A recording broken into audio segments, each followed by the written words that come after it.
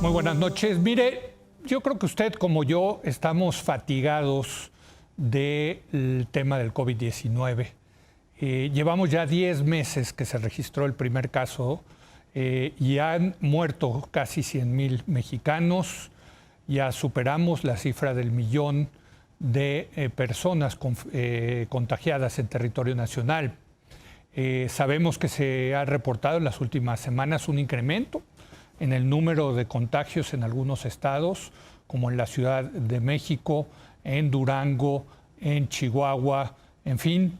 Se está poniendo otra vez feo este tema del COVID-19 y como le digo, estamos fatigados de hablar, de escuchar sobre este tema, pero hay que seguir hablando, hay que seguir viendo qué es lo que están haciendo los gobiernos, hay que también seguir viendo qué estamos haciendo nosotros como sociedad. Por eso vamos a debatir el tema de hoy, del COVID-19, de dónde estamos y de cómo se está manejando esta crisis sanitaria con Paula Sofía Vázquez. Paula, ¿cómo estás? Muy buenas noches. Compañeros de mesa. Gibran Ramírez. Gibran, muy buenas noches.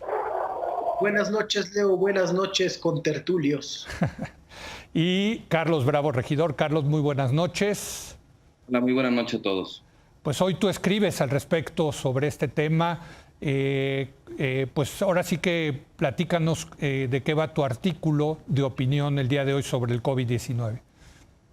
Pues sí, mira, Leo, a raíz de que llegamos ya a las marcas de más de 1 millón de contagios y más de 100,000 muertos confirmados según las cuentas oficiales, aunque sabemos que en ambos casos se trata de cifras que están subestimando lo que ha pasado, digamos, a nivel de campo, pues a mí sí me parece importante, hacer un balance sobre todo de la gestión del subsecretario López-Gatell, es lo que hago en mi artículo de hoy.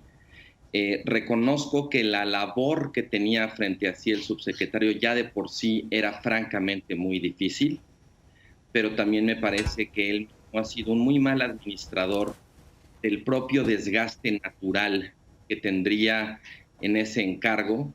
Y bueno, pues ahora su figura me parece que se encuentra muy deteriorada por muchas razones, por las contradicciones en las que ha incurrido, por la arrogancia con la que se ha conducido y quizás sobre todo por la cantidad de conflictos en las que se ha metido el subsecretario López-Gatell. La verdad es que se ha peleado con todo el mundo, se ha peleado con los medios de comunicación, se ha peleado nacionales y extranjeros, se ha peleado con gobernadores, se ha peleado con el propio gremio médico, con la jefa de gobierno.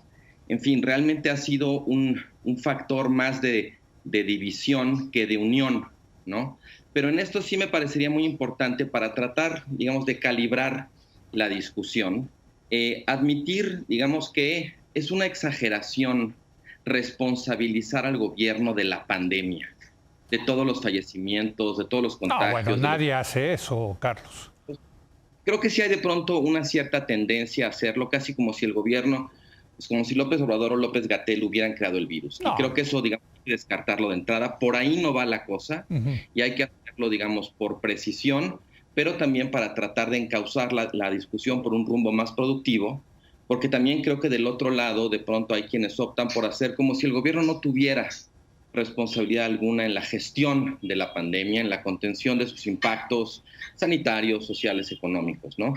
Yo creo que aquí es crucial, Leo, distinguir entre, por un lado, las restricciones que enfrenta un Estado institucional y fiscalmente débil, y por el otro, la irresponsabilidad de una autoridad negligente. O sea, en cuanto a lo primero, es verdad que México difícilmente hubiera podido dar una respuesta como la que dio, por ejemplo, Corea del Sur, ¿no? Pero también es muy sorprendente que México no haya podido reaccionar, ni siquiera como reaccionó, por ejemplo, el gobierno de Togo, que tuvo una reacción ejemplar en términos de su capacidad de hacer pruebas y de trazar cadenas de contagio y aislar a los enfermos para evitar la propagación del virus. Pero entonces, México, si entiendo tu argumento, tu evaluación es negativa del gobierno de México. Encuadrarla, digamos, de un modo que pueda conducir a una discusión constructiva y no nada más como a echar culpas de un lado o del otro, ¿no? Okay. México padecía un rezago importante en materia de salud, sin duda, tanto en términos de infraestructura, de cobertura, de calidad del servicio, de recursos humanos, de comorbilidad. Pero no peor que Togo. ¿Perdón? Pero no peor que Togo. Exacto, a eso voy. México podía haber hecho mucho más en términos de inversión pública para contener y mitigar los efectos de la pandemia, sin duda. Y mira, te voy a dar nada más un par de cifras como ejemplo. Rápido, venga. Porcentaje del PIB. ¿Cómo comparan las políticas de estímulo, de rescate, todo ese paquete de apoyos que implementó México con los paquetes de apoyos de otros países del mundo? En México es menos del 1% del PIB el presupuesto que se dedicó a eso. En Argentina es el 6%, en Brasil es el 12%, en Turquía es el 13%. No estamos comparando con Japón, con Canadá o con Australia, estamos comparando con países que son perfectamente equiparables a México y la verdad salimos muy mal parados. De veras, no teníamos un margen presupuestal o de endeudamiento mayor que esos otros países. Bueno, y el otro indicador sería el de las pruebas por millón de habitantes. México realiza cuestión de 80 pruebas diarias por millón de habitantes. Pakistán, 156. República Dominicana, 315. Panamá, arriba de 1,500. De veras, en nuestro país no teníamos las capacidades para hacer eso que hicieron otros países. Déjame concluir simplemente diciendo que, en efecto, México no es Corea del Sur, no es Canadá, no es Australia. Pero carajo, tampoco somos Pakistán, tampoco somos República Dominicana, ¿no? Hay que evitar que las debilidades institucionales y fiscales del Estado mexicano terminan convertidas en un pretexto para disculpar la negligencia de las autoridades. Muy bien, muy puntual y dura la crítica que hace Carlos. Quiero escuchar la opinión de Gibran al respecto. Sí, es una crítica puntual, es una crítica dura, es una crítica poco seria. Desde luego que Hugo López-Gatell ha tenido obstáculos en la coordinación con los gobernadores y ha tenido problemas y fallos. Yo reconozco que ha sido un fallo propio de su vocación científica dar ese debate innecesario sobre el cubrebocas. Pero con los únicos que importa que esté bien para esta gestión es, desde luego, con la población. Y Mitofsky registra que los únicos que superan en acuerdo al tratamiento de la pandemia a Hugo López-Gatell y por 3% son las instituciones hospitalarias privadas, pero Hugo López-Gatell tiene ahí un 55% de aprobación. En México el IGE se registraba que es uno de los dos políticos con mayor aprobación en el país, de tal manera que la mayoría del país lo evalúa bien. Luego, la comparación con Togo. Togo tiene como 7 millones de habitantes, son 10 millones de habitantes menos que el Estado de México. Por favor, esas comparaciones no son serias. Y después, el gasto. Con Argentina y Brasil, la comparación. ¿Lo importante es gastar? No. Lo importante es gastar bien y tener resultados.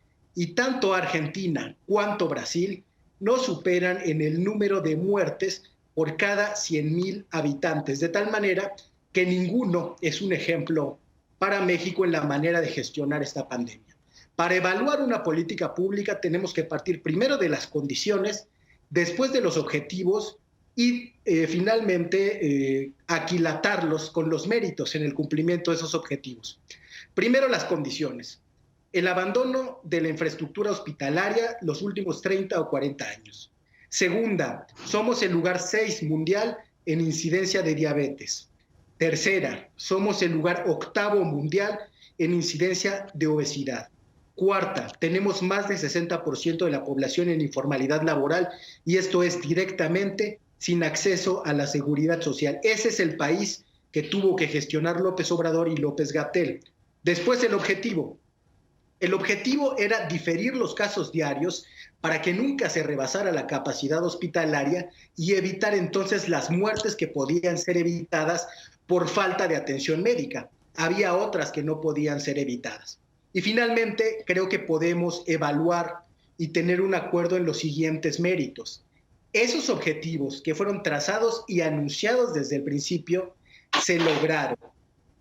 Segundo mérito. Según la OPS, México realizó el mayor esfuerzo exitoso en la región en materia de expansión hospitalaria. Es todo mérito del gobierno federal, 98% del presupuesto de esa expansión corrió a cargo del gobierno federal y los gobiernos de los estados no correspondieron.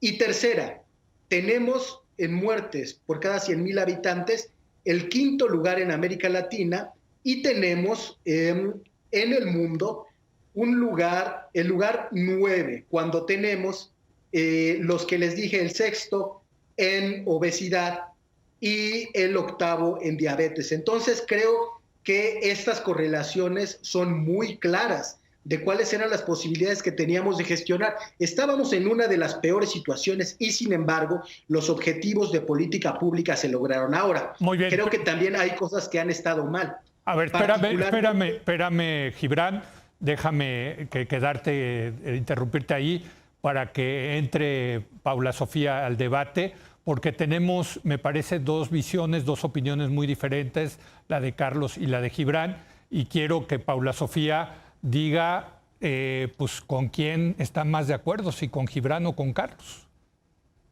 Bueno, yo lo primero que diría es que una medida clara del éxito o fracaso de una política es que cuánto se acerca a tus propios pronósticos, a los propios pronósticos de la política sobre qué era un éxito o un fracaso, ¿no? Yo recuerdo que a principios de la pandemia, López-Gatell dijo que si llegáramos a 80,000 muertos iba a ser un escenario catastrófico. 60,000, Paula. Y ya vamos en 100,000, ¿no? O sea, creo que más allá de las consideraciones que yo pueda tener sobre el éxito de la política, pues se las dejo al propio López-Gatell y a sus cálculos para decir qué tan bien nos está yendo. Ahora, creo que el COVID es una pirinola, es como si en la pirinola mundial nos hubiera salido todos pierden, ¿no? O sea, creo que salvo las contadas excepciones de algunos países asiáticos, creo que todo mundo tiene distintos grados de fracaso, pero creo que esta no puede ser una justificación y a veces siento que está haciendo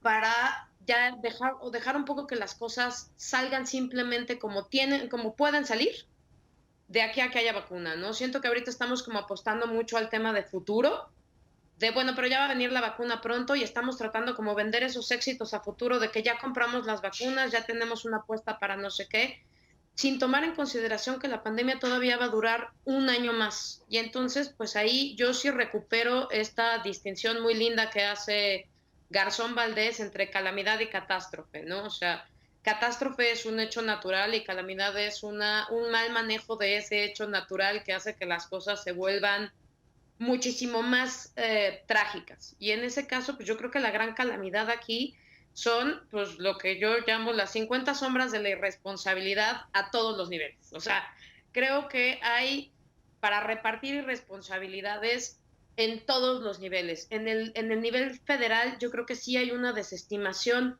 no tanto de la profundidad de la crisis, creo que en el tema hospitalario coincido con Gibran. O sea, lo que se hizo en esfuerzo para ampliar la capacidad hospitalaria fue muy cañón, pero sí la duración. O sea, creo que todo el mundo pensó que esto iba a durar 4 o 5 meses y de hecho la política, si uno ve el presupuesto del siguiente año, pues creo que apuesta un poco al tema de que esto en algún momento se va a acabar y entonces vamos a seguir con nuestro business as usual, ¿no? Y ahí sube ejercicio. Déjame también quiero su opinión, porque nos concentramos luego mucho en el tema del gobierno, Carlos, Gibran, Paula Sofía, y yo creo que aquí también, y como liberal que soy, tengo que decirlo, hay una responsabilidad personal y una responsabilidad de la sociedad. Yo decía al principio del programa y sigo sosteniendo, estamos fatigados, estamos cansados, estamos hasta el copete de este maldito virus, y muchos han bajado la guardia y muchos han relajado las medidas de contención de esto.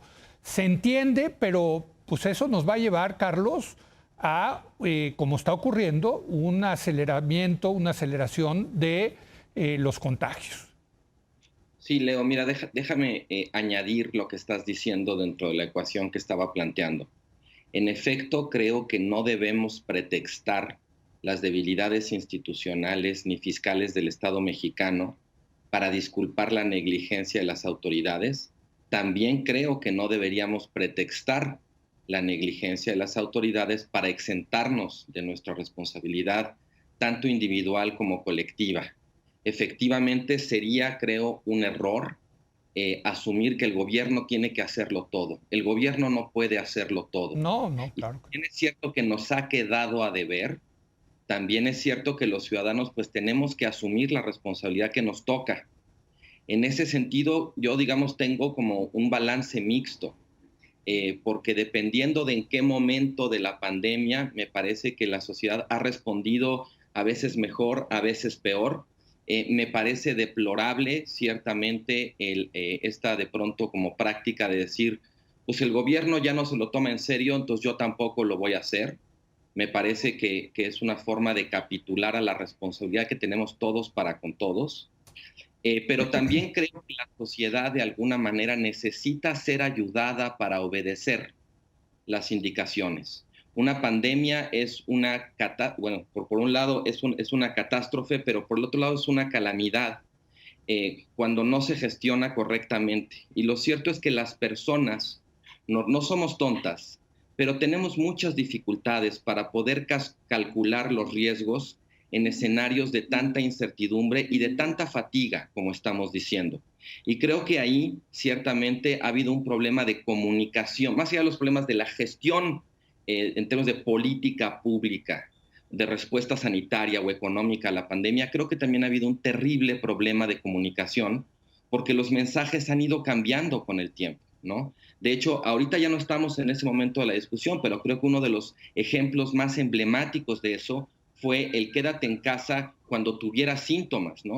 O sea, llegamos a un momento en el que claramente lo que presumían las autoridades de la sobrada capacidad hospitalaria tenía que ver con que mucha gente se estaba negando a ir a los hospitales. Y había evidencia, de hecho, de que dependiendo del tipo de hospital al que uno fuera, empezando por los privados y terminando por los públicos, la probabilidad de morir en el hospital aumentaba. La gente solo iba cuando ya estaba muy mal. Afortunadamente ese mensaje ya cambió, pero pues creo que, digamos, cuando hagamos el balance completo, veremos que sí, ahí hubo problemas de comunicación que tampoco ayudan para que la gente sepa qué hacer. Lo mismo con las contradicciones en cuanto a los escenarios catastróficos, en cuanto a los picos, ¿no? Yo creo, como te digo, que no debemos pretextar la negligencia de la autoridad para dejar de hacernos responsable cada uno de nosotros, y pues cada quien sabrá qué tanto ha estado a la altura o qué tanto también ha quedado a deber.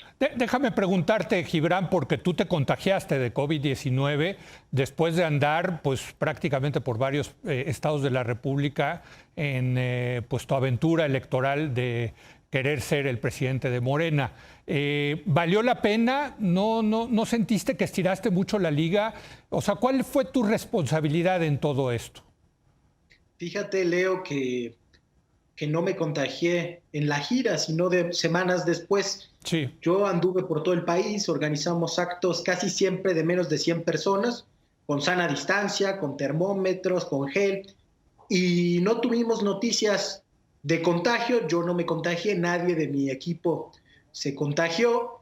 Me contagié en una reunión que tuve en la colonia Roma con un miembro del gabinete, que no te puedo decir quién, pero sí, yo creo que siempre se trata de asumir un riesgo, y que algunos, no sé si es mi caso, pero sí conozco a mucha gente que ha entrado en una especie de nihilismo. Si esto es una fatalidad, si va a seguir azotando por meses, quizá años, al mundo, pues va a haber mucha gente que se morirá. Y yo lo he escuchado de muchas personas. Muchas, claro. Sí, y cada vez más, porque nos desesperamos mucho más de estar encerrados. Oye, y también hay la actitud de, ya, si me va a dar, que me dé de una vez, total, me encierro 2 semanitas en la casa y no pasa nada. No, es que sí pasa, ¿eh? Sí pasa. Claro. ¿No? O sea, sí puede ser horrible. Yo he escuchado de muchos miembros de mi generación. Sí. Sobre todo, y me he dado cuenta, y me decía la neumóloga que me estuvo asesorando, que hay muchos hombres jóvenes sin comorbilidades. Yo sí tengo una. Pero hay muchos hombres jóvenes sin comorbilidades que tienen una reacción exagerada ante el virus de inflamación y que terminan muriéndose cuando no se lo esperaban y cuando decían, bueno, ya que me dé de una vez, claro, encierro 2 semanas. Hay muchas cosas que todavía no sabemos. La verdad no era mi caso. Yo tengo hiperreacción bronquial, estoy en límites con hipertensión. Entonces yo procuraba cuidarme lo más que se pudiera y tuve muchas complicaciones. Sin embargo, creo que no todas las personas tienen este espacio de libertad para responder al llamado de la responsabilidad individual. Aquí lo vi muchísimo. En los primeros meses de la pandemia, todos los coches estaban en el estacionamiento, todos mis vecinos se quedaron aquí. Y, sin embargo, en donde viven mis papás, que es en el Cerro de la Estrella, en Iztapalapa, casi ningún vecino se pudo quedar, ni aunque hubiera querido. Porque la mayoría tiene que trabajar cada día para darle de comer a su familia. Un caso muy distinto es el de las clases altas y clases medias que organizaron fiestas privadas. Pero también, a ver, yo estoy completamente de acuerdo contigo, Gibran, que es muy diferente la situación entre las distintas clases sociales. Estoy completamente de acuerdo. Pero eso tampoco puede ser un pretexto para que los que tienen menos recursos económicos también hagan algo, también se cuiden. Ponerse un tapabocas, ponerse un cubrebocas es algo sencillo y barato. Claro, eso sí, desde luego. Y fíjate que eso sí varía mucho estado con estado. Ahora que estuve viendo las calles en todos los estados de la República, hay algunos como Campeche donde la gente es muy estricta. Eso sí que varía muchísimo, pero hay gente que aún con el cubrebocas y tomando las precauciones, lo que no puede hacer es guardarse en la casa. Ahora el gobernador de Durango cerraba la frontera de Torreón con Gómez Palacio y mucha gente deja de circular de un lado a otro, pero los pobres, los que tienen que ir a trabajar porque son obreros, pues tienen que irse caminando y se exponen igual y llegan aglomeraciones y las cosas acaban relativamente mal para todos los que no tienen esa libertad, que son la mayoría en México. Tenemos un 60% de población en informalidad. Sí. ¿Cuánto será de la élite de la informalidad? ¿5, 10%? Entonces, por lo menos la mitad de la población no puede hacer eso. Muy bien, ya se nos fue el tiempo. De hecho, nada más queda tiempo para un último comentario tuyo, Paula Sofía, sobre este tema de la responsabilidad individual y la solidaridad que tenemos que tener con los demás. Creo que la pandemia está poniendo incluso en debate pues nuestros grandes valores de la democracia liberal, ¿no? O sea, creo que hay un tema sobre libertad, hay un tema sobre igualdad, que lo estamos viendo en Estados Unidos, por ejemplo, esta gente que siente el derecho a irse a enfermar, ¿no? Y que se ve en contraste con los países asiáticos, que son países que hace muchos años decidieron que en ese debate ellos iban por la seguridad y punto. Y este es un tema en el que, pues sí, de irresponsabilidad, cuando yo decía tantas irresponsabilidades, evidentemente pues también hay una responsabilidad individual de gente que no se está haciendo cargo ni de su propia salud, ni de la protección comunitaria que debe de ser. O sea, aquí, uno, ojalá te enfermaras tú si te arriesgas, ¿no? Te enfermas tú o se puede enfermar cualquiera de tu casa. Dos, pues también si colapsas, si apoyas a colapsar un sistema de salud, pues no solo es el tema del COVID, estamos viendo también muchísimos problemas en otras enfermedades que no se están atendiendo correctamente y que no se están satisfaciendo las necesidades de otras enfermedades de gente que sí se está cuidando, porque estamos saturando la capacidad hospitalaria y estamos generando conflicto de presupuesto y todo en el caso porque todo se está orientando al COVID. Pero yo también creo, junto con Carlos, que sí hay algunos casos, o sea, el ejemplo que pone Gibran es muy claro para evidenciar esto. Hay algunos casos donde tenemos que ayudar a la gente a cumplir. Y creo que esa es una de las cosas que tienen que pasar al o sea, ahí sí entra el gobierno. Ahí sí entra el gobierno. Sí. Desde luego. Y tenemos que ayudar a la gente a que si ya vimos que la única solución es quedarse lo más encerrados posibles, pues hay gente a la que tiene que salir a trabajar y tenemos que ayudar a que esa gente salga lo menos posible. O darles dinero, como en Estados Unidos. En Estados Unidos repartieron dinero. y apoyo también a las empresas para que si van a cerrar no truenen y no se acabe el empleo. O sea, creo que ya en todos estos meses ya nos dimos cuenta qué cosas íbamos a seguir necesitando para poder avanzar, y en esas yo creo que sí necesitamos más Estado. Bueno, hijo, pues qué buen tema, caray. Me gustaría seguir debatiéndolo con ustedes, pero pues, se nos acabó el tiempo. Y bueno, pues ni modo, los despido y espero que estén muy saludables. Gracias, Gibran, gracias, Carlos, gracias a Paula Sofía.